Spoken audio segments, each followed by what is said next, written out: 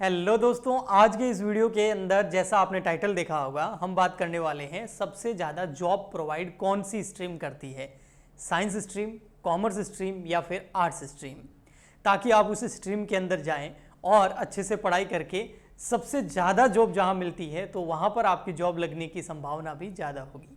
वैसे myth market के अंदर चल रहा है कि कॉमर्स में कुछ नहीं रखा है, कुछ लोग बोलते हैं आर्ट्स में कुछ नहीं रखा है, बस साइंस ही कर लो। मैं ऐसा नहीं कहता, तीनों फील्ड अपनी अपनी जगह एकदम सही है। साइंस में भी जॉब क्रिएशन होता है, कॉमर्स में भी जॉब क्रिएशन होता है और आर्ट्स में भी जॉब क्रिएशन होता है।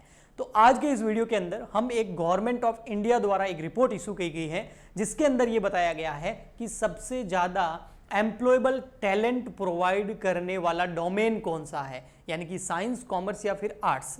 साइंस, कॉमर्स, आर्ट्स में आप स्कूलिंग करने के बाद में जब आगे की पढ़ाई करते हैं तो बहुत सारे पीजी कोर्सेज या डिप्लोमा करते हैं, तो उसी के बेसिस पर इस रिपोर्ट के अंदर बताया गया है कि सबसे ज़्यादा एम्प्लॉयबल टैलेंट यानी कि जॉब प्रोवाइड करने का टैलेंट किस में है, कौन सी स्ट्रीम में है, कौन से डोमेन में है। तो ये जो रिपोर्ट है, ये रिपोर्ट है स्किल इंडिया की रिपोर्ट है, स्किल इंडिया रिपोर्ट 2022। इसके पेज नंबर 24 पर इसके बारे में डिटेल में डायग्राम के थ्रू बताया गया है, समझाया गया है। इस रिपोर्ट का लिंक इस वीडियो के नीचे डिस्क्रिप्शन बॉक्स में मैं आपको प्रोवाइड करा दूंगा, आप इसको डाउनलोड करके विस्तार से पढ़ भी सकते हैं। इसमें आपको और भी कई सारी इंफॉर्मेशन और जानकारी मिलेगी।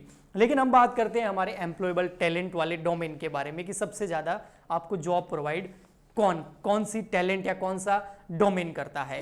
ये रिपोर्ट स्किल इंडिया रिपोर्ट 2022 का पेज नंबर 24 है। बी और बी टेक जो सबसे पहले आ रहा है, ये इंजीनियरिंग से रिलेटेड है ना, बी और बी टेक साइंस से रिलेटेड हो गया, साइंस मैथ से रिलेटेड। इसमें 55.15% यानी कि 55.15% एम्प्लॉयबल टैलेंट है कि लोगों की जॉब लग जाती है, 55% के आसपास लोगों की जॉब लग जाती है, नौकरी लग जाती है अगर वो बी टेक करते हैं तो। इसके नीचे आप देखेंगे तो आगे आपका एमबीए के अंदर भी 55.09%, कोई ज़्यादा डिफरेंस नहीं है। बी टेक और एमबीए दोनों ही एम्प्लॉयबल टैलेंट की बात करें तो दोनों में इक्वली हैं। तो एमबीए कॉमर्स से रिलेटेड हो गया आपका, है ना, इसलिए लोग सबसे ज़्यादा एमबीए करते हैं, आपने देखा होगा।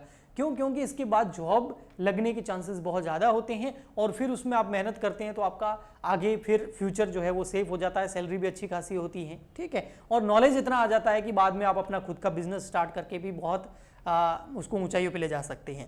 उसके बाद आता है आपका बैचलर इन आर्ट्स के अंदर 44.2% चांस है और इसमें कहीं ना कहीं गवर्नमेंट जॉब्स वगैरह भी आ जाती है, तो उस वजह से ही यहाँ तक डेटा पहुँचा हुआ है।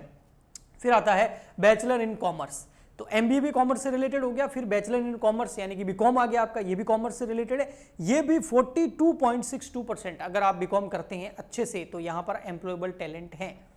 और बीकॉम करने के बाद अगर आपकी जॉब भी लग जाती है तो उसके बाद आपको रुकना थोड़ी होता है, आगे आप एमबीए भी कर सकते हैं या कोई अदर कोर्सेज भी कर सकते हैं। ओके, ठीक।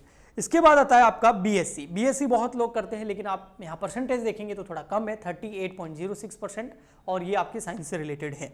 फिर आता है आपका एमसीए, ये कंप्यूटर एप्लीकेशन से रिलेटेड है और इसके अंदर जॉब क्रिएशन जो है वो 29.3% एम्प्लॉयबल टैलेंट है कि आपकी इतने परसेंट चांस है कि जॉब लग जाएगी। उसके बाद आईटीआई बहुत लोग करते हैं, लेकिन अगर आप यहाँ पर देखेंगे तो 31.3% है, वो भी इस साल है, इससे पहले तो नॉट एप्लीकेबल लिखा हुआ आ रहा था, तो बहुत कम परसेंटेज है। फिर पॉलिटेक्निक में 21.42% है और बी फार्मा यानी कि आपका ये साइंस से रिलेटेड हो गया 44.63%। तो अपन कहीं पर भी ऐसा नहीं कह सकते कि साइंस में बहुत ज़्यादा जॉब क्रिएशन होता है या कॉमर्स में कम होता है, ऐसा बिल्कुल भी नहीं है। कॉमर्स में भी अच्छा खासा जॉब क्रिएशन होता है। इसमें प्रोफेशनल कोर्सेज को साइड में रखा गया है, जो डिग्री और डिप्लोमा है उसके बेसिस पर ये एम्प्लॉयबल टैलेंट को निकाला गया है। तो आप जो भी कर रहे हैं करते रहिए। अगर आप जैसे हमारा चैनल जो है कॉमर्स से रिलेटेड है, यहाँ पर हम 11th 12th बीकॉम, बीबीए और आगे जाके सीएस की भी कोचिंग यहाँ पर करवाएंगे और यूट्यूब पे बहुत सारे वीडियोस आते रहते हैं।